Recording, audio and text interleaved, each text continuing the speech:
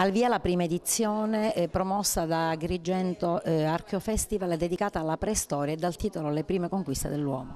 Sì, si terrà qui all'Estoai dal 2 al 5 maggio. Ospitiamo Alfio Tomaselli dell'Associazione Archeologia Sperimentale di Prato, Archeolodida e Archeoclub di Campobello di Licata per sperimentare come l'uomo preistorico viveva, come attraverso gli elementi naturali che ritrovava nel suo cammino realizzava degli utensili, siano essi delle armi, dei gioielli, degli strumenti musicali, quindi sperimenteremo insieme a lui come viveva l'uomo preistorico.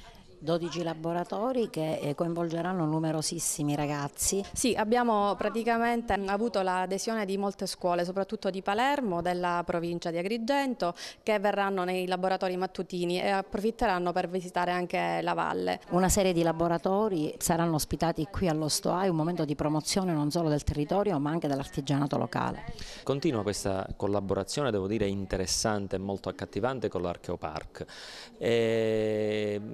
Non solo preistoria, partiamo dal turismo culturale, vogliamo creare quello sviluppo culturale che è necessario per una terra che vuole atteggiarsi a grande terra, che vuole determinare uno sviluppo economico. Ecco, lo sviluppo economico deve iniziare dai banchi della scuola e la Camera di Commercio è molto attenta in questo. Noi tra breve faremo anche una premiazione per quanto riguarda un progetto di legalità nelle scuole.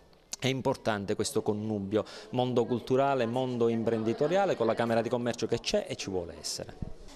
La Fondazione promuove sempre interessanti iniziative in questo contesto legate ai laboratori e quindi a un momento di integrazione e di sviluppo anche con le scuole. Sì, l'idea della Fondazione, abbiamo sempre detto, è quella di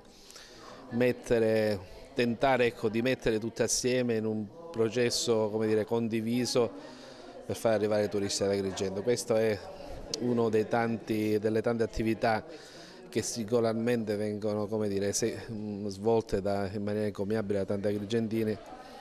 L'importante è tentare di iniziare, come dire, a innescare un processo di condivisione che mette tutte assieme nell'idea di un prodotto Agrigento da poter vendere fuori. Questa è l'idea.